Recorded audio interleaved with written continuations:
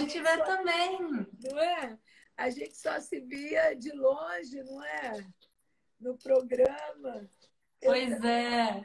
Menina, eu ainda estou cheia de dor de garganta, mas não é Covid, não. É uma gripezinha mesmo. Nem sei se é gripe. Sim. Mas bom pra ti, com voz, sem voz, tu segue trabalhando, tu segue Ah, fazendo menina, não é? Faz e sem parte. parar. Faz parte. Ontem eu não consegui nem fazer a chamada para o seu programa, aí eu fiz daquele jeito, mas muito obrigada pela sua presença. Gente, hoje eu tenho o prazer de falar com a Aline. Como é que fala seu nome, hein, Aline? É Zelkias. Chefkes. É polonês Cheques. meu sobrenome. Ah, é? Cheques. Chefkes. Cheskes. Gente, complicado, hein? Vou É até colocar. complicado. Sobrenome polonês é assim mesmo. É muita consoante para uma palavra só. Aqui a língua holandesa também. Deixa eu colocar seu nome aqui para todo mundo ficar sabendo quem é você. Zelquias. Mas eu pensei que fosse um nome é, israelita. Então, minha família. Bom, se a gente começa a história, os judeus todos viviam em Israel há 2000 anos atrás, os romanos expulsam os judeus de Israel e aí começam a migrar pelo mundo. Então, nos últimos séculos, a minha família estava na Lituânia e na Polônia, e por isso o sobrenome é meio polaco, meio lituano. E aí, com o Holocausto, meu avô fugiu para o Brasil. Mas por isso eu acabei no Brasil hoje em dia. Mas por isso o sobrenome também é polaco, porque há 2000 anos atrás nem existiam sobrenomes. Quer dizer, os sobrenomes são uma invenção relativamente moderna. Ah, pois é. Olha só, gente, a Aline, ela é guia de turismo em Israel e recentemente a gente fez um programa de gastronomia chamado Primeiro Desafio Gastronômico pelo Mundo e ela que ganhou, olha que linda. Ela arrasou, Sim. tem pratos incríveis, depois você vai falar um pouquinho sobre esses pratos. E você é de onde, Aline? Você é gaúcha? Eu sou gaúcha de Porto Alegre e eu moro aqui em Israel fazem 11 anos. Mas eu morei também em outros países. Eu morei na Alemanha também, na Inglaterra um pouquinho, e por isso o sotaque é um pouco misturado. Mas é bem gauchês, né? É, sim. Não, o gaúcho sempre vai ficar. Bem gauchês. Porque eu sou capixaba, eu sou do Espírito Santo. E o capixaba não tem muito sotaque. A gente é meio parecido com baiano, com mineiro, com carioca. Fica nessa, sabe, nesses arredores. Então é isso. Aline, deixa eu te falar uma coisa. Como é que você chegou em Israel? Onde você mora em Israel? Em Jerusalém? Eu moro em Jerusalém, então que vocês veem do lado de fora da janela aqui é o fim de dia em Jerusalém. Eu vim para Israel, na realidade, para vir passar um ano só. A ideia era vir passar um ano fazendo trabalho voluntário aqui em Israel. Eu vim, me apaixonei pelo país e aí decidi imigrar. E daí já estou aqui fazem 11 anos. Um ano já virou uma vida inteira. Pois é, mas aí você conheceu o seu marido aí ou lá no Brasil? Isso bem depois. Eu sou casada, como tu sabe, eu sou casada com um israelense, mas na realidade eu vim para Israel porque eu gostava de Israel, porque eu queria me voluntarizar, me apaixonei pelo país. Comecei a morar aqui muitos anos depois que eu já morava aqui, já tinha cidadania, já tudo. Aí eu conheci meu marido, a gente se conhece faz 5 anos, mais ou menos. Do dia que a gente se conheceu até o dia que a gente não viu, foi bem rápido. Passou menos de um ano. O negócio aqui em Israel é rápido. Então, a gente se conhece no total, uns 5 anos, no total de 11 anos que eu tô aqui. É mesmo? E como é que é a vida? É fácil viver aí? Você já está super adaptada, fala o idioma e tudo. Sim, eu falo hebraico fluentemente, que é o idioma que se fala aqui no dia a dia. Apesar de a maior parte das pessoas em Israel também falarem o inglês, o idioma aqui é o hebraico mesmo. E eu tô super adaptada, quer dizer, a cultura me deu muito bem. Claro, tem algumas coisinhas que, como brasileiros e israelenses, a gente tem de diferente, mas eu me sinto super em casa, eu me sinto uma israelense e brasileira. Então, a vida aqui é muito tranquila, é um país muito seguro, muito bom de se viver. Então, eu gosto também da questão da qualidade de vida que tem aqui, que, na minha opinião, é bem melhor que no Brasil. Infelizmente, no Brasil, a gente tem problemas de segurança. Então, eu gosto da tranquilidade que eu tenho aqui. Né?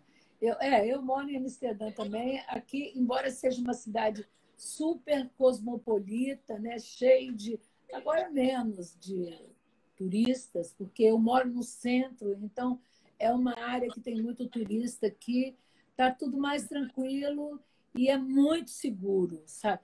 Quer dizer, mas tudo tem uns problemas muito sérios, né?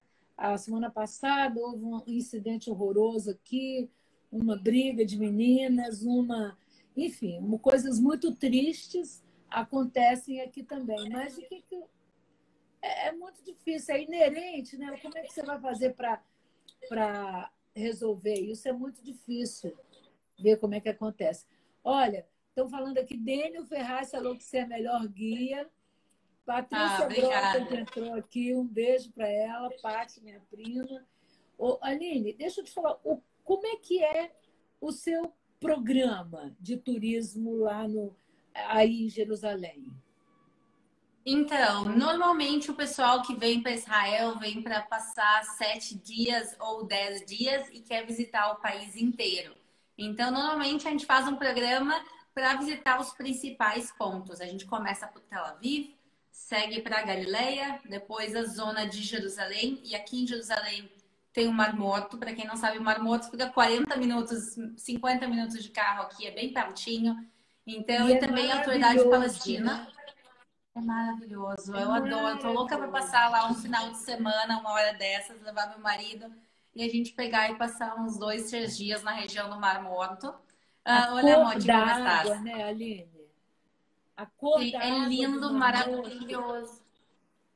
De morto não E tem eu sou nada, né? apaixonada. Só bíblico mesmo, nome bíblico. Né?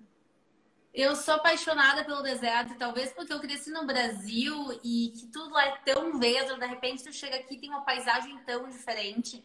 Então a região do Mar Morto, ela fica no deserto da Judéia.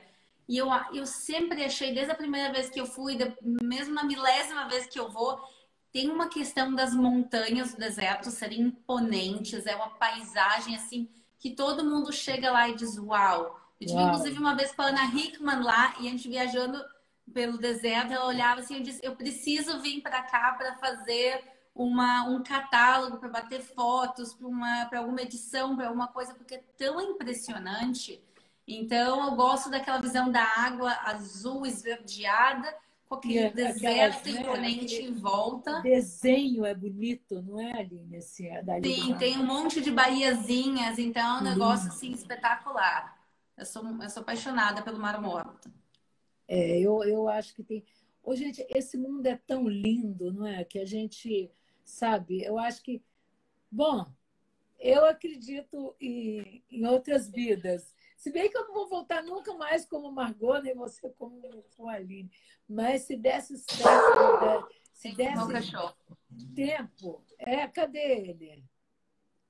Só um segundo. Escolhe, boa noite. Você fala em hebraico com ele, Aline? Sim, a gente fala em hebraico com cachorro. Só um segundo. Ó. Cadê? Nossa, é É, pesado, hein, esse cachorrinho? é o cachorrinho, ele. Cada vez que os vizinhos entram e saem de casa. Escolhe, Nossa, chefe. mas é Eu, grande, não é? Que raça que é?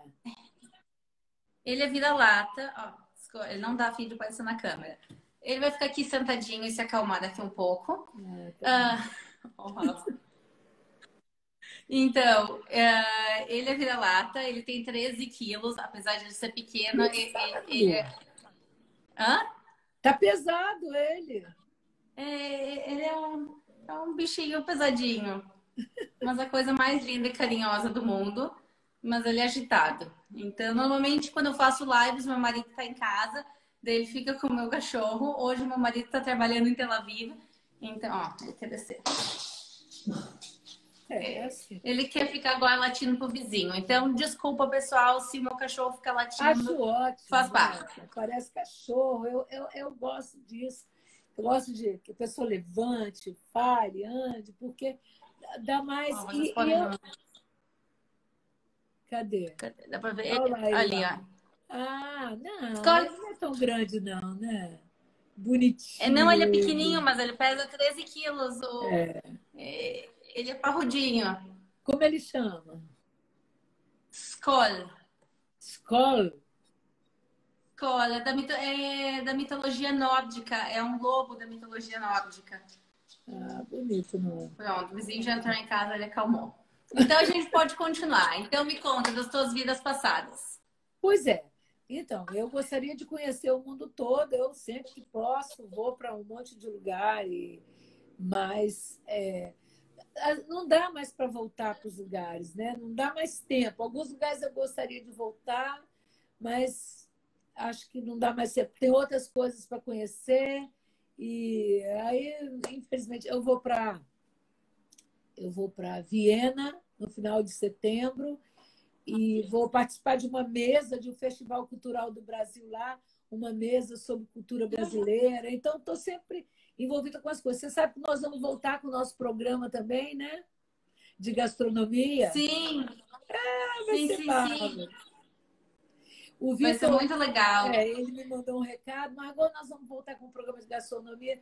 Ele vai acontecer segundas e quartas. Marcelo, o chefe Marcelo vai participar também, a chefe Juliana também vai participar. E o Vitor quer, você tem até um vídeo desse, Aline, que a gente faça, eu até vou fazer também aqui no Mercado de Amsterdã, um vídeo no mercado. Você tem um vídeo bacana no mercado. Sim, tem mercados aqui em Israel que são maravilhosos. Para quem não conhece, meu canal no YouTube se chama Israel com a Aline e tá lá no YouTube o meu vídeo. Na Mahana Yehuda, tem 2 vídeos, inclusive, já na Mahana Yehuda no mercado. E eu sou apaixonada e tem outro mercado muito legal aqui, que é o mercado árabe, que é um mercado pouco conhecido, porque todo mundo conhece o mercado Mahana Yehuda, que é o judaico, e todo mundo conhece o bazar árabe turístico, que vende os souvenirs, as coisinhas, as pashminas e essas coisas. Mas tem um bazar árabe também de comida em Jerusalém, na zona do portão de Damasco, que é 100% local. Então é muito interessante. Eu fui lá filmar ontem. Então, se Deus quiser, amanhã eu vou também postar esse vídeo do mercado árabe. Mas os mercados aqui são muito legais porque tu consegue ter um pouco da cultura, das comidas e da população. Eu tava lá, por exemplo, eu entrei numa loja de temperos. Dá para ver tudo no vídeo, mas eu quero contar para vocês agora já aqui antes de postar o vídeo Primeira mesmo. mão, em primeira mão. É de primeira mão aqui. Então tinha, por exemplo, um negócio de moer antigo de pedra, pedra basáltica. Eu conheço isso por causa das escavações arqueológicas que eu participei. Então eu vi aquele negócio de moer e disse, ai, que legal, é de verdade? Eu disse, sim, esse aqui é do meu bisavô, do meu tataravô. Tem 500 anos essa pedra de moer, porque a família deles já há 500 anos estão lá vendendo temperos. Eu disse, uau, 500 anos? Ele disse, mas tem o mais antigo aqui. Ele vai para o fundo da loja, em cima da geladeira da Coca-Cola, lá em cima, tudo empoeirado, ele tira um negócio e diz, esse aqui tem Que 1000 isso. anos. E daí ele É mostra que demais, né? negócio de moer temperos. Então tem uma história, uma cultura por trás de cada uma das comidas. E eu acho que isso é uma das coisas também que me ajudou, entre aspas, no desafio gastronômico, que eu estou apresentando uma gastronomia que é muito rica, é muito variada culturalmente, Diversificada, não historicamente. é? Então, quando eu estou cozinhando aqui, eu uso tâmaras, eu posso contar as receitas de tâmaras daqui de 2000 anos atrás. E eu uso temperos que eu vou no mercado comprar. Então, não é simplesmente uma comida a mais, assim, é uma comida com história. Quer dizer, tem muitos outros países que também têm história na sua comida. Não estou dizendo que é só Israel, mas aqui isso é uma coisa muito presente, ainda mais para gente que vive em Jerusalém. A gente sente isso no nosso dia a dia, a gente sente a influência da cultura, da história, da religião, da comida, tudo misturado no nosso dia a dia aqui da população de Jerusalém.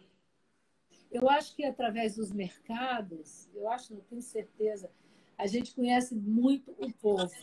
Eu tenho um projeto grande que é fotografar os mercados do mundo. Eu tenho muitos mercados fotografados, muitos, muitos. Até hoje, o mais bonito que eu fui foi o mercado flutuante da Tailândia. Gente, é uma coisa. Porque você entra naquelas canoas e eles vêm te oferecendo tudo. E eu gosto porque você tem um olhar antropológico para todos esses mercados, pelo jeito que as pessoas se vestem, pelo que elas oferecem. É muito lindo. Eu não sei. Eu tenho muita foto desses mercados, tem esse projeto grande. Parei um pouco, que fiz uma operação na perna, mas eu quero voltar. Que eu gosto de falar que eu sou uma globetrotter, fotografando os mercados pelo mundo, sabe? Aí eu acho lindos. Adoro o mercado da Turquia também. Eu acho maravilhoso. Aquele mercado da Turquia, o Gran Bazar, com aqueles temperos todos, é um negócio fantástico. Você estava falando de tamarindo, né? Você acredita? Meu pai era descendente árabe, de libanês. Eu sou do interior do Espírito Santo. Imagina, na casa do meu avô tinha um pé de tamarindo. Então, a cultura ela é tão forte que eu não tenho ideia de onde meu avô, talvez, trouxe uma mudinha.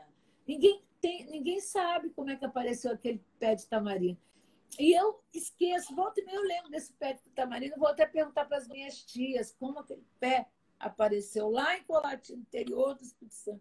Imagina. Sim, porque hoje é tão fácil levar as coisas de um lugar para o outro. Naquela época, levar de navio uma muda de navio por meses. Não é? Porque hoje em dia as pessoas chegam muitas vezes e dizem: Ai, Aline, como é que tu mora tão longe do Brasil, tão longe dos seus pais? E eu pensei, é difícil morar longe da família. Mas no final das contas, a gente está, para mim, 2 voos de Porto Alegre. Daqui de Tel Aviv tem voo da São Paulo tu vai para Porto Alegre e o quê? Em 15 horas tu chega, em 17 horas tu chega em Porto Alegre. Então, é tão próximo as distâncias, mas o meu avô, quando veio para Israel, e o meu pai, a primeira vez que ele veio para Israel, em 1970, ele veio de navio, um trecho de navio. O meu avô veio todo o caminho do Brasil a Israel e voltou de navio. E tu pensa assim, como as distâncias eram longas, e às vezes uma coisa tão simples como levar uma muda. Naquela época, o teu avô levar uma muda até o Brasil era um negócio assim impensável. Eu também acho muito louco. Mas olha só, tem um monte de gente. Henrique Saldanha, que mora em Miami, falou que tem tamareiro na casa dele, que é um chefe também de cozinha. Ele fez também o cordon bleu. Precisamos falar, Henrique. Meu sobrinho querido, amigo da minha filha, meu também, já esteve me visitando aqui em Amsterdã. Josiana, que é lá do Piauí, falou que na casa dela também tem um pé de tamarindo. Então não é tão impossível não, né, Aline? Olha só que loucura. Então, hoje em dia as distâncias ficaram menores e é bem mais fácil. A pergunta é se há 70 anos atrás alguém levar um pé de tamarindo, aí sim era bem mais difícil. E também, tamareira é uma árvore. Tem tamareira e tamarindo, mas tamareira é uma árvore que demora muitos anos para crescer e muitos anos para dar frutos. Então, para colher tâmaras em casa é um trabalho. São anos. Não é? Aqui o chefe deu esse ano também. Bem-vindo. Um abraço. Olha só. Também mais um chefe maravilhoso de cozinha. Eu queria dar também um abraço para a Fê, que eu tinha visto ela antes. A Fê está sempre participando das minhas lives e assistindo, então um abraço para a Fê. De onde que ela ainda está por aí? Ela é brasileira também, ela é brasileira. E para o Fábio Júnior também está desde o início da nossa live. Aline, tem muito brasileiro em Israel? Então, a gente tem uma comunidade aqui de mais de 20 mil brasileiros em Israel, o que é bastante coisa para a gente. Contando que Israel é um país pequeno, com uma população pequena, são 9 milhões de habitantes, contando todo mundo. E desses 20 mil são brasileiros. E muitos vieram nos últimos, vamos dizer, nos 5 últimos anos, com a crise no Brasil. Muita gente decidiu vir para Israel. com uma maneira de melhorar a qualidade de vida também, de vir morar num lugar mais tranquilo. Eu lembro que quando eu vim era uma coisa que não era tão comum vir. E que a maior parte do pessoal que vinha eram jovens, assim. A maior parte do pessoal que vinha na minha idade. Eu vim realmente para ficar com 20 anos. E era o pessoal mais jovem. Agora a gente está vendo famílias inteiras vindo para cá. Então, a gente está vendo o pessoal mais velho, famílias inteiras se mudando para cá. E é bom, porque daí a gente tem o nosso cantinho brasileiro. A gente tem bares brasileiros, tem restaurante brasileiro, tem festas brasileiras, tem muitos eventos da própria embaixada, a Embaixada Brasileira de Tel Aviv. Ela é muito ativa, tem muitos eventos culturais, sarais, muita coisa que eles fazem para os brasileiros que moram aqui e também para os israelenses que gostam do Brasil. Os israelenses, a propósito, são apaixonados pelo Brasil. Cada vez que eu falo que eu sou brasileira, assim, ai, que legal, isso, aquilo, eu adoro Bossa Nova, eu adoro isso, eu adoro aquilo, eu tive em Morro de São Paulo. Pessoal, eu nunca tinha ouvido falar de Morro de São Paulo. Desculpa pela minha ignorância, eu sou uma gaúcha que não conhece o Brasil direito. Bahia, Eu conheço maravilhoso. as capitais. Eu conheço boa parte das capitais, mas eu nunca tinha ouvido falar de Morro de São Paulo. E todo mundo dizia, eu fui para Morro de São Paulo. Morro de São Paulo. Eu disse, Morro de São Paulo deve ficar em São Paulo. Até que um dia o israelense me falou que Morro de São Paulo não fica em São Paulo. Que fica na Bahia. Maravilhoso. E eles são apaixonados. Escuta, você sabe sambar, Aline? Não sei Nem sambar. Eu. Porque eu tô esperando que a gente sambe, né? Imagina. Exatamente. O pessoal, assim, algumas coisas chamam atenção a eles. Muitos israelenses, eles acham que eu sou branca demais para ser brasileira. E daí eu tento explicar que não, que o Brasil tem de todas as cores, de todos os tamanhos, de tudo, de todos os tipos. Então, eles primeiro acham, às vezes, o pessoal que viaja principalmente só para o Nordeste do Brasil, eles têm voltam para Israel, tem uma imagem diferente. Eu tento explicar que o Rio Grande do Sul é diferente. E também, claro, tem aquela expectativa de todo brasileiro sambar, de todo brasileiro gostar de futebol. E pessoal, eu não sou fã de futebol. Como Nunca diz fui. Rita Lee, nem toda brasileira é bunda, meu bem. Né?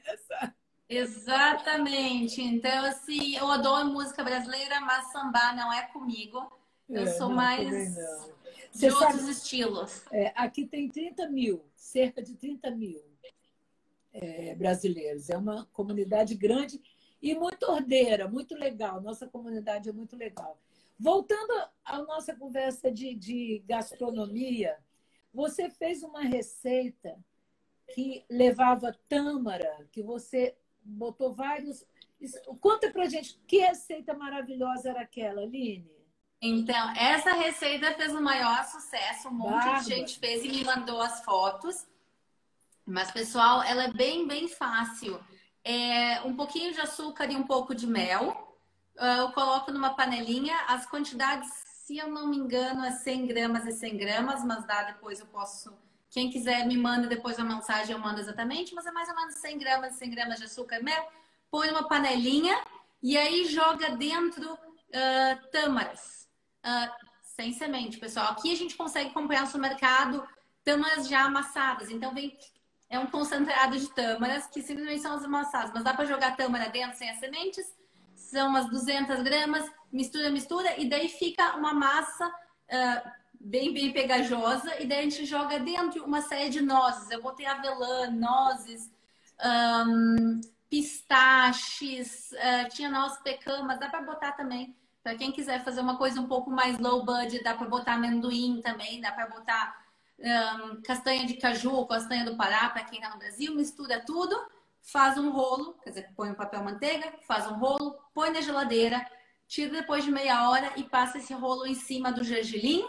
E depois tu corta e fica umas rodelinhas, pessoal, a coisa mais linda, porque fica o gergelim em volta e dentro é a mistura da tâmara com as nozes, e quando tu corta, as nozes elas amolecem um pouco, então tu corta e fica as nozezinhas, dá pra ver o verdinho também dos pistaches, é uma delícia e dura bastante. Então eu fiz uma caixinha. No meu caso não durou bastante, porque o pessoal me viu fazendo a live e daí algumas amigas já me ligaram assim, me dá uns. Desapareceu. Daí acabou distribuindo, eu fiz uma segunda rodada para minha sogra, uma terceira rodada, que sempre que eu faço em casa termina rápido. mas quem quiser também dá para guardar por bastante tempo. Ô, gente, olha E só. é justamente... Sim, Não, pode falar. termina.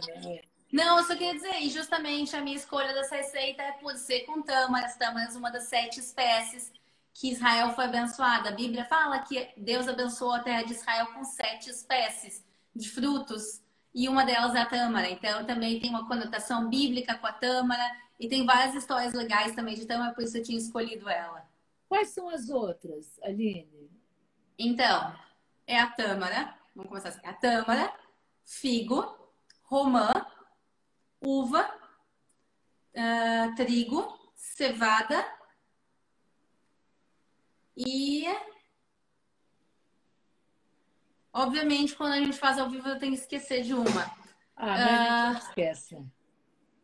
Sim, são essas, Basicamente, é. são basicamente essas, e todas elas têm ligações com histórias bíblicas. Então, quando a gente fala, por exemplo, da azeitona, que uma das 7 espécies, a azeitona se faz o azeite de oliva, que era usado para ungir os profetas e os reis, era usado para iluminar o candelabro do Templo de Jerusalém.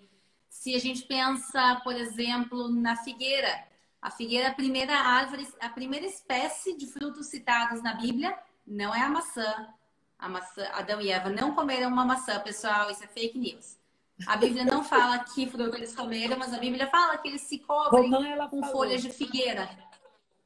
Exatamente. Então, as folhas de figueira, a figueira, a primeira árvore a ser citada na Bíblia também. A gente vê que seguidamente Jesus e outras pessoas sentam embaixo das figueiras, porque elas são grandes, elas fazem uma sombra grande. Então, todas essas são as espécies que a gente vê também. O trigo se faz o pão, e o pão, bom, Jesus dá o pão e o vinho. O pão é comido também em todas as festividades judaicas. Então, por exemplo, o pão é uma coisa muito essencial dentro da cultura judaica e da cultura bíblica. Então, outra vez aqui, qualquer coisinha que a gente cozinha aqui, a gente sempre consegue lembrar das histórias bíblicas e das suas conexões. E por isso aqui é muito bonito isso também. Ai, isso é muito bonito. Você acredita que eu tenho uma varandinha pequena aqui em Amsterdã e eu tenho um pezinho de figo? Todo ano eu colho 30 figuinhos e faço doce. Olha, que coisa chique. Que lindo. Não é? Meus sogros têm aqui, meus sogros moram uns 20 minutos caminhando da nossa casa, e eles têm um terreno enorme atrás da casa deles, que é a agricultura do mesmo estilo que se fazia 3.000 anos atrás aqui em Israel. Eu acho o máximo. Literalmente o mesmo estilo de agricultura de 3.000 anos atrás, que são uns degraus, e tu irriga o de cima e ele vai passando água para os de baixo. E lá eles têm todas as espécies, as 7 espécies, eles têm todas elas lá. E outras também. Então, eles têm figo. Então, sempre que chega a época de cada um desses, a gente recebe em casa. Então, a gente recebe. Agora os figos, daqui um pouquinho, a gente vai receber. Eu acho que nas próximas semanas a gente vai receber uns figos aqui em casa também, dos meus sogros.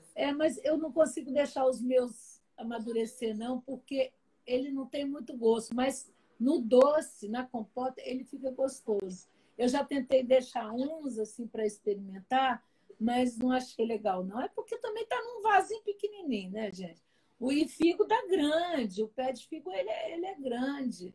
Eu gosto muito. Sim, nos meus sogros é enorme. A gente precisa de escada para subir, para colher eles. É enorme.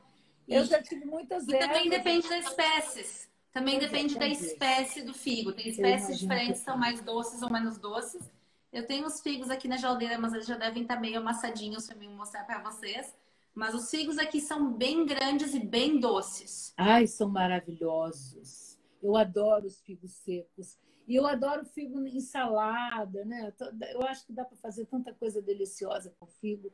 E a gente, bom, eu como minha família gostava muito de figo, eu fui criada muito, porque não tem tanto costume assim, né, no Brasil de figo.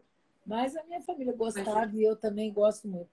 Aline, qual foi mais o prato que você fez israelita no programa?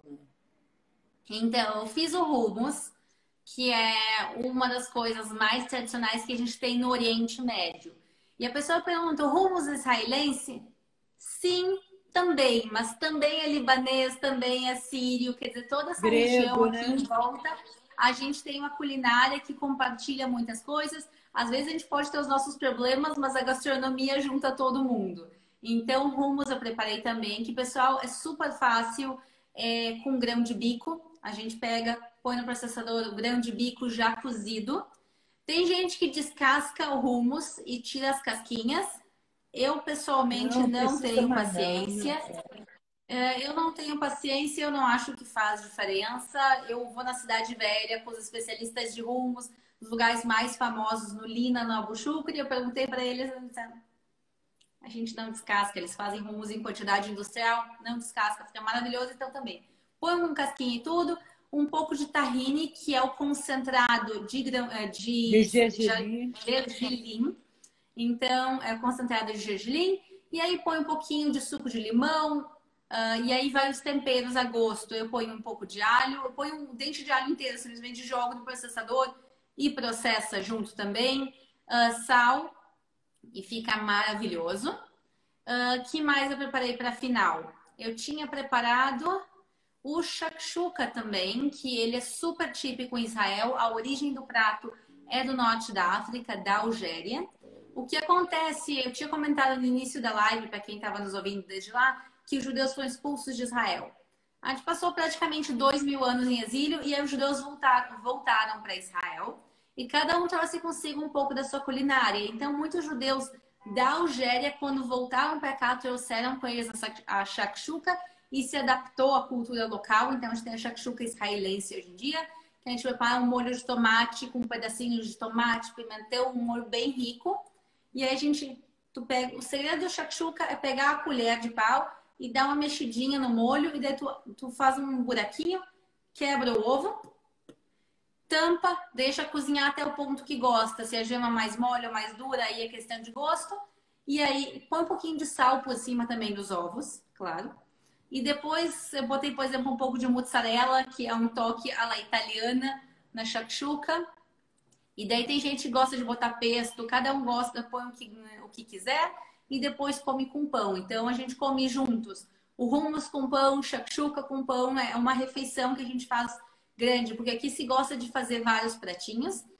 E uma coisa que eu queria comentar é que quando eu quebro meus ovos, eu quebrei na live assim também, e eu quebro assim no meu dia a dia, que eu quebro o ovo direto na frigideira e uma galera ficou indignada como é que eu quebro o ovo direto na frigideira e não num potinho separado e aí coloca. Isso é uma coisa legal que eu queria mostrar. Eu posso até mostrar para você, só um segundo? Mostra. Olha que ótimo, gente. Vocês precisam de ver ela cozinhando. Quem quiser assistir essa live, tá no canal do YouTube. Sim, deixa eu mostrar aqui os ovos. Estão vendo que o ovinho ele tem uma coisa impressa nele? Um Então, carimbo. aqui todos os ovos têm a validade na caixa e tem a validade no ovo em si. Tem a última data que é permitida de venda e tem a última data que é permitida de uso. Usa sempre um mês depois da venda. Então, se o ovo vence no dia 1º de agosto, só pode o supermercado vender até o dia 1º de julho. Então, tem sempre um mês a mais. E todos os ovos aqui, eles passam por um raio-x. Todos os ovos do país passam por raio-x. É uma maquininha que escaneia, que os ovinhos vão rolando e a máquina vai escaneando e os ovos que têm sangue dentro, o raio-x consegue detectar e derruba eles para outra linha. E daí eles são usados para outra coisa, não é que eles vão para o lixo. Tu pode usar, por exemplo, isso para ração animal, tu pode usar isso para algumas coisas, ou tu pode tirar o sangue e depois usar o ovo também para consumo animal. Não tem problema. E por isso em Israel, nesses anos todos cozinhando, eu nunca peguei ovo com sangue e eu nunca peguei ovo podre.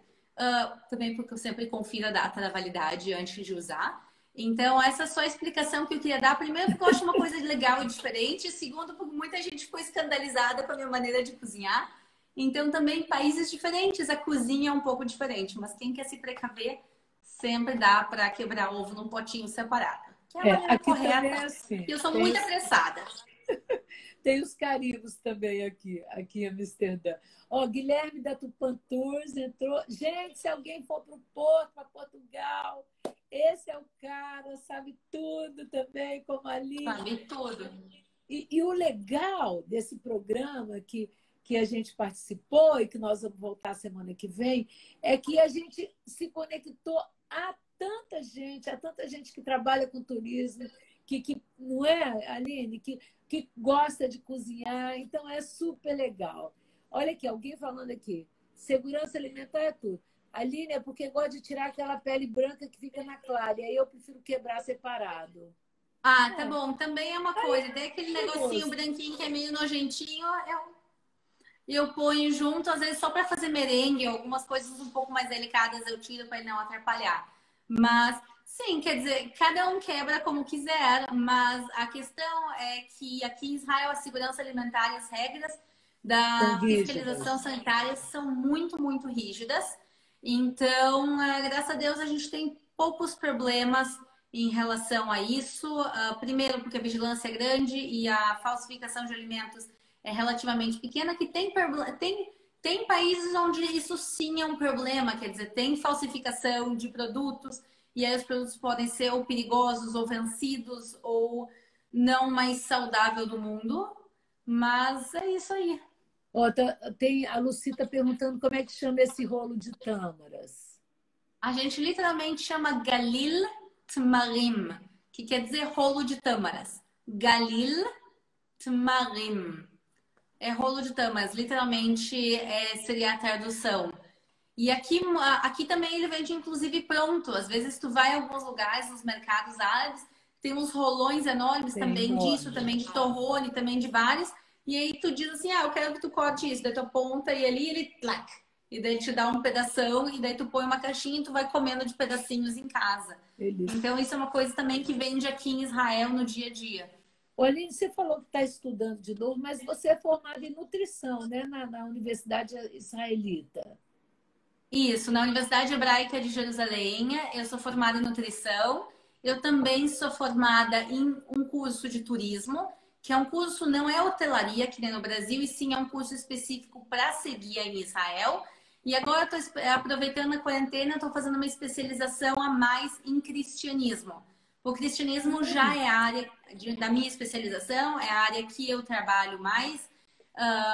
E agora eu aproveitei para fazer o melhor curso de especialização em cristianismo que tem em Israel, que é de um college que chama Yad Ben Tzvi, e que eu estava há anos para fazer e eu nunca conseguia colocar nas agendas.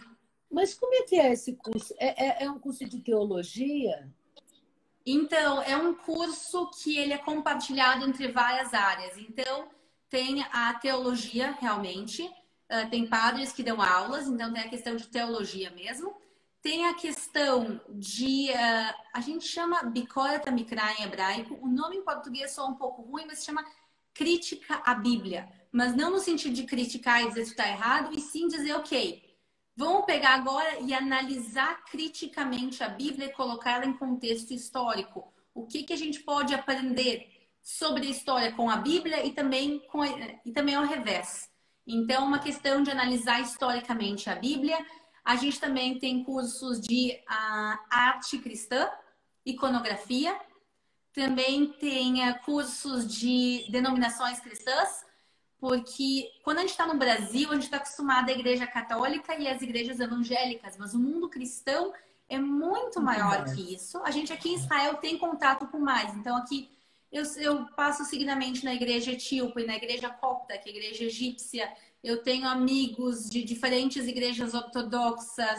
Então, aqui a gente tem um pouco mais contato, mas o mundo cristão ele é muito variado. A gente tem milhares de diferentes igrejas. Maronitas, Ah, né?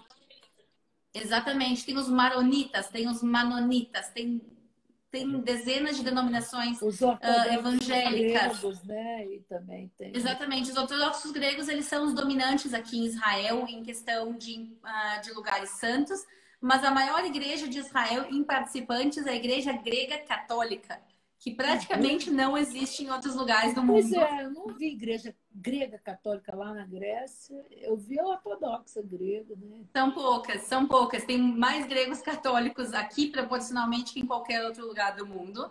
Então, eles são a maior igreja daqui. Então, tem muitas dessas variações. E com a variação da igreja também tem a questão dos santos, da iconografia, de histórias. Então, varia muito e é muito interessante conhecer profundamente, porque essa é a nossa realidade. Então, eu tenho proximidade maior com algumas igrejas aqui, porque eu tenho amigos, eu tenho amigos franciscanos, eu tenho amigos que moram literalmente dentro do Santo Sepulcro.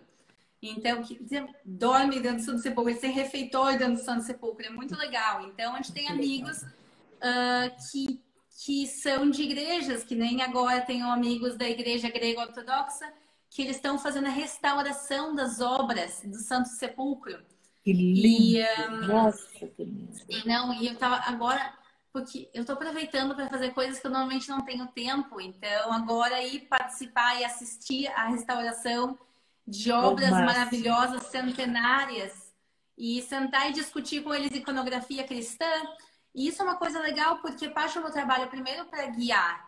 Não é necessariamente que todo grupo que eu vou chegar agora em Israel vamos dizer, ok, vamos sentar agora e discutir a iconografia cristã do século XV. Não, mas é legal saber porque tem gente que se interessa, primeiro, e segundo, porque tu pode sentar e conversar com as pessoas no mesmo nível que elas. E aqui em Israel tem muita gente que são teólogos de outro nível. Então é interessante, porque quando eles sentem estar no mesmo nível que eles, são bem mais abertos. Tu sabe como respeitar a cultura e a religião deles. E isso é uma das coisas também que eu aprendi nos últimos anos.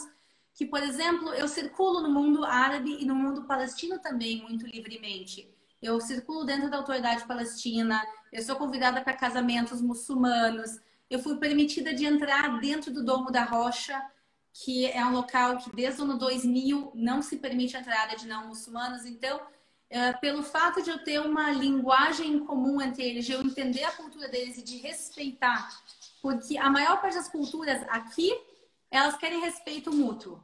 Se tu não sabe como respeitar a outra cultura, eles provavelmente também não vão te respeitar. E às vezes são coisas menores. Por exemplo, tu não vai chegar para uma pessoa importante no mundo muçulmano e estender a mão. Eu não posso chegar para o imam del Waqf, para um líder muçulmano aqui de Jerusalém e estender a mão para ele, porque considero uma falta de respeito. Então são essas pequenas coisas que a gente vai aprendendo e que, claro, é importante a gente respeitar a cultura alheia.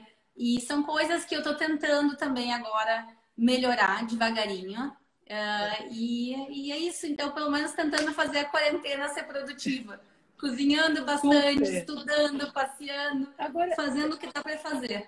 Você sabe que nessa questão de respeito, para quem viaja, gente, primeiro que a gente tem que respeitar os costumes locais, né? Eu sempre falo isso. E outra coisa, você não pode, em alguns lugares, você não pode entrar com o cabelo descoberto, você não pode andar de bermuda, você não pode entrar de camiseta. Então, a gente tem que ter cuidado com isso, não é, Aline? Porque não dá. Por exemplo, na Tailândia você tem que botar sarong para entrar em todos os templos. Se você não tem um, vai ali na esquina e compra um. Sarongs maravilhosos, que todo mundo fica lindo, maravilhoso com aqueles sarongs, né? Então, eu acho que a gente tem que prestar atenção nisso. Gente muito decotada, pelo amor de Deus, você está no mundo árabe, no mundo muçulmano, você não pode andar desse jeito, não é? Seja mais discreta, bota uma coisinha, não é, Aline? Porque não é Brasil. Então, aí vem a questão de equilíbrio, porque Israel é um país democrático. Se tu quiser usar mini short, tu pode usar mini short e não falta gente que usa mini short. Exatamente. A questão é saber diferenciar a tua liberdade pessoal, mas também com respeito alheio. Então, eu sou super a favor de quem quiser usar mini short em Jerusalém, use. Mas não tenta entrar de short ou mini short. Isso também vale para homens dentro do Santo Sepulcro. Bermuda, uma coisa que eu tô acostumada é que eu falo pro pessoal nos meus grupos, pessoal, tem que se vestir de maneira, não pode usar roupas curtas. E daí todas as mulheres vão e colocam manguinha, e colocam calça, e colocam aquilo, os homens vêm tudo de bermuda. Eu disse, não, pessoal, aqui as regras funcionam para todo mundo. Exatamente. Porque umas coisas que os homens não estão acostumados a eles também terem que se vestir. Não digo, os homens do meu grupo, ninguém normalmente vem de mini short, nem de sunga, nem nada disso. Mas o pessoal às vezes vem com uma bermuda no joelho e acha que funciona. Eu digo, olha, pessoal, não, Jerusalém é Jerusalém, o Santo Sepulcro. E aí eu sempre vejo os padres de mau humor. Os padres do Santo Sepulcro tem alguns que vivem de mau humor porque eles passam o dia inteiro circulando na igreja, pedindo para o pessoal de short sair da igreja. E eu tenho... Eu entendo eles, assim, a Claro, frustração deles de estarem no lugar mais sagrado do mundo para eles e deixa o pessoal, não pode, não pode, você tem que sair da igreja, não pode, o short, não pode. E também tem a questão de idioma, porque, bom, os padres falam ou latim, ou italiano, ou grego, ou sírio, ou aramaico. Cada um fala um idioma diferente, mas praticamente ninguém fala inglês na igreja. E português, português, na realidade, tem dois que moram dentro do Santo Sepulcro que falam português. Mas a maior parte não. Então também tem a questão de idioma, de tu chegar para a pessoa e dizer, olha, querido, Ô, não gente, dá para as roupas e também não tem comunicação. não pode ser tão sem noção assim, não, né? Você sabe que eu estava numa igreja lá de Cannes, agora, lá na França. Entrou uma pessoa, um turista lá desavisado, e perguntou para a pessoa da igreja: onde é que é o toalete? Gente, eu nunca na vida vi alguém entrar numa igreja e perguntar pelo toalete. Já viu disso?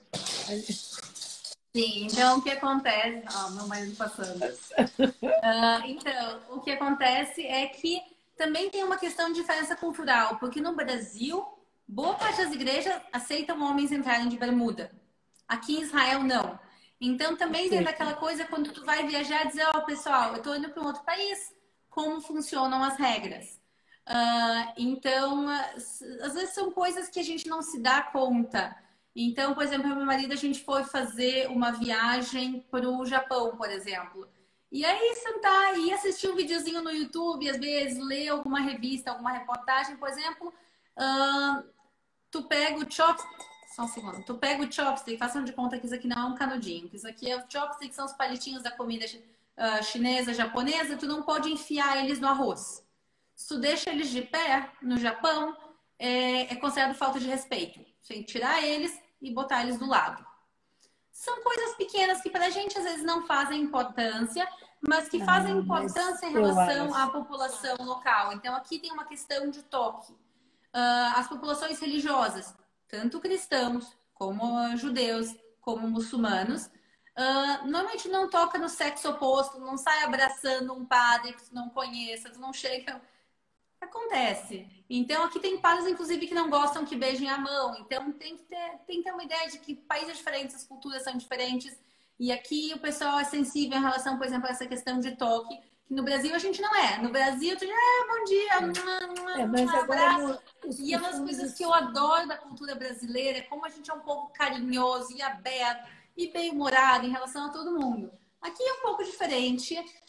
Não que seja melhor ou pior, mas aqui tem que levar em consideração essas coisas. Toque, vestimenta, silêncio, fotografia. Então, por exemplo, aqui tem parte da população judaico-ortodoxa que não gosta de ser fotografada. Mas eles são tão legais as roupas dele, o chapelão preto, o barbão, às vezes tem uns que andam com chapéus de pelo em cima e umas túnicas compridas, bordadas, e tu, e querem bater foto. E daí tu olha assim, ok, Fotografa de eu quero bater costas, né, foto. gente? Seja mais discreto, né? Eu acho que Então educação. tem que achar o equilíbrio nas coisas. Não Aqui é? a Silvia estava perguntando se Israel já reabriu para o turismo internacional e a resposta é sim e não. Israel já reabriu, mas para uma lista muito limitada de países. E o Brasil, infelizmente, não está nessa lista. Então, no momento, Israel está aberto, mas realmente praticamente não está vendo turistas no momento, porque muitos deles vão ter que ficar de quarentena se eles voltassem. Então, a situação aqui do turismo ainda está bem parada, mas as coisas começaram a se mover. Quer dizer, a reabertura do aeroporto, quando a gente diz reabertura, não é que ele fechou. Durante todo esse tempo, teve voos. 2 países nunca pararam de voar para Israel durante todo esse tempo. Um deles é os Estados Unidos e o segundo é a É mesmo. Etiópia. Estados Etiópia. Unidos e Etiópia. Estados Unidos e Etiópia. Que São os dois engraçado. países, a United e a Ethiopian Airlines não pararam os voos em nenhum momento Que durante esses coisa. meses todos. Então o aeroporto não tinha fechado, mas boa parte dele estava fechado porque tinham poucos voos por dia. E agora realmente reabriu para mais voos e mais companhias aéreas. Agora tem 3 países que tem bastante gente relativamente indo e vindo, que é a Grécia, a Bulgária e a Croácia. Por quê? Porque são os primeiros países que reabriram mutualmente, mas tem uma lista de mais 12 países, mais ou menos, que podem entrar em Israel. Mas, como eu falei, infelizmente o Brasil não está nele, mas a gente está esperando a Aqui o evolução Brasil do também quadro. não entra, só com permissão, quem tem passaporte, né, europeu, brasileiro que tem, assim, aqui também, sabe? Agora, Não, Israel está aberto para todos os israelenses. Descoordenado Aqui no também, Brasil, né, Aline? O Brasil, é que o Brasil é uma situação muito diferente da de Israel, porque o Brasil é um país muito grande, com estados sendo muito diferentes entre um e outro. Então, eu não posso comparar diretamente a situação do Brasil com a situação dos Estados Unidos. Aqui alguém perguntou: Estados Unidos precisa de visto? Eu não entendo qual é a pergunta. Eu posso falar em relação a Israel. Israelenses sim precisam de visto para entrar nos Estados Unidos. Americanos não precisam de visto para entrar aqui. Mas os Estados Unidos não está na lista. Os Estados Unidos não está na lista de países permitidos no momento de entrar. Então, no momento, americanos não estão podendo entrar em Israel. Só quem tem cidadania ou residência em Israel. Então, por exemplo, se um israelense está nos Estados Unidos por algum motivo e ele decide vir, aí ele pode vir, mas ele precisa de ficar de quarentena na chegada. Então, tem muita gente fazendo repatriação nos últimos meses. Teve grandes operações de repatriação, porque os israelenses, pessoal, moram no mundo todo. Tem israelenses morando nos 4 cantos do mundo e os israelenses viajam muitíssimo. Para quem vai para Morro de São Paulo, para quem vai, tem lugares no mundo que está cheio de israelenses. Então, teve que se fazer enormes operações de repatriação de israelenses nos meses de março, abril e maio. Agora, praticamente todo mundo já foi, que queria, foi repatriado. Aqui também é mais ou menos essa situação. Agora, também. aqui, a Lucy perguntou como é que o aeroporto, como é que tem voos vindos dos Estados Unidos, mas os americanos não podem entrar?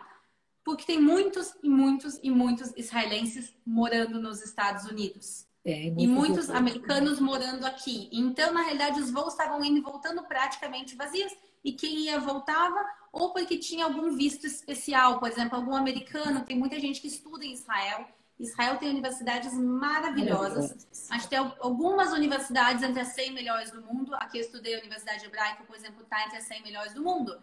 Então, por exemplo, é muito chamativo para um americano que queira vir fazer a faculdade em Israel. Tu tem uma educação ótima, tu pode fazer todos os teus estudos em inglês em Israel e tu paga uma fração do que custa as universidades americanas. A universidade, para quem é cidadão aqui, ela é subsidiada, quer dizer, o preço é muito pequeno. Para estrangeiros, todos os estrangeiros podem estudar, mas daí eles não têm a universidade subsidiada. Mas mesmo não subsidiada, o valor é patético em relação ao valor que se paga nos Estados Unidos, que a gente sabe o problema que eles têm lá com os custos das universidades. Então, tem muita gente que vem a estudo e trabalho. Menina, falar em trabalho, nós estamos quase acabando, mas deixa eu te contar uma coisa, contar para todo mundo aqui.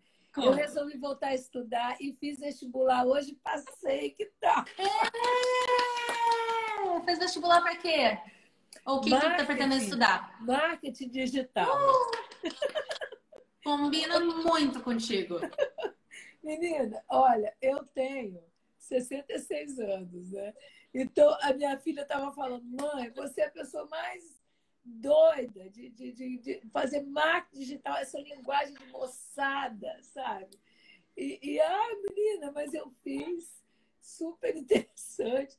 Fiz uma redação super política que eu achei até que iam me derrubar, entendeu? Mas, cara, uma redação sobre fake news, detonei um monte de coisa. Eu falei, cara, esses caras vão me derrubar. Mas não, recebi a resposta agora mesmo.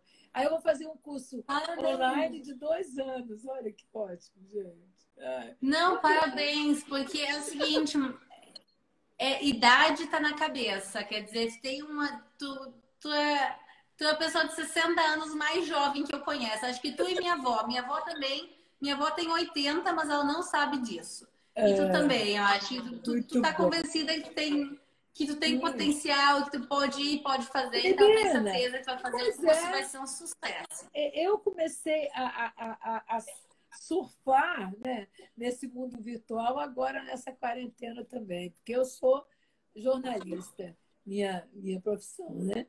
E aí eu falei, gente, quer saber? E fiz, já tem um monte de diploma aqui na minha parede, que eu, durante esse tempo, eu fiz de marketing digital. Aí a minha filha falou, faz esse curso, mãe, e tal. Aí vou eu ser estudante universitária de novo. Aline, olha só, nós já estamos quase acabando. Eu quero dar um beijo para a Josiana Van Adrichen. Ela é uma amiga minha, ela trabalha num museu maravilhoso aqui. Ela também sabe muita coisa nesse museu. E então, gente, quando vocês forem em Israel, já tem a Aline, que é super famosa, conhecida. Como é que é o nome do YouTube, Aline? Então, pessoal, quem quer me seguir no YouTube, acompanhar, tem vídeos super legais. Tem. Opa, Deus te ajude. Tem vídeos super legais. O canal se chama Israel com a Aline. Então, Israel com a Aline. Ou me sigam aqui no Instagram e na minha bio tem ali o link também para o YouTube.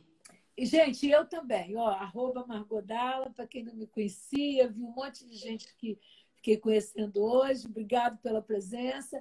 E o meu canal no YouTube é Margodala também. Então, é assim, a gente vai vivendo nesse mundo, né? Enquanto der, vamos ver o que acontece. Olha, Aline, muito obrigada pela sua presença, foi super legal, adorei conversar com você. Muito obrigada a ti pelo convite. Eu vou salvar no YouTube a nossa live, se bem que sexta-feira deu um problema, eu fiz uma live maravilhosa com uma pessoa que eu adoro, que é a Mônica Zorzanelli, e eu salvei e depois desapareceu a live, você acredita? Eu estou até com medo dessa aqui, do que vai acontecer. Já mandei não vai dar tudo certo, vai dar tudo certo. Já mandei milhões de recados para o Instagram para saber o que aconteceu. Cadê a minha live? Desapareceu, gente. Ô, Paty, você viu que menina mais fofa é a Aline? Ela é demais, sabe tudo. Posso te dar uma dica?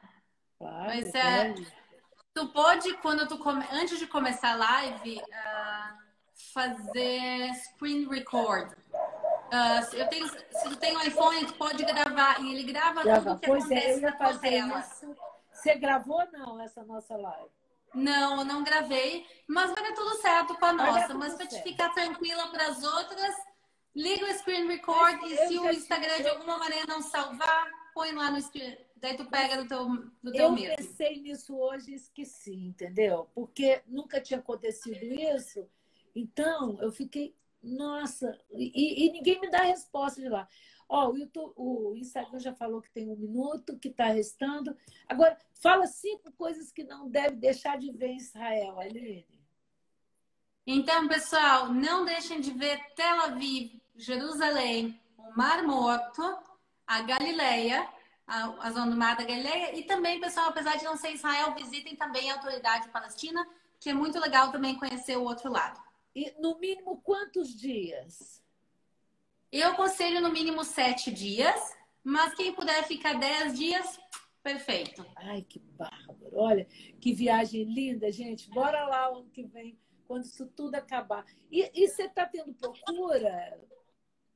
Então, tem bastante gente fazendo cotação para 2021. Eu tenho bastante coisa na minha agenda para 2021. E devagarinho a gente está... Estamos seguindo no barco. Não adianta agora sentar, chorar no chão e ficar estressado. Tem que ir construindo as coisas. Estou aproveitando para fazer outras coisas.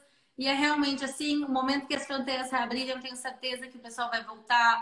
Todo mundo que vem a Israel adora. Então, agora é questão de ter um pouquinho de paciência. E se Deus quiser, tudo isso vai estar nos próximos meses já como parte da vitória.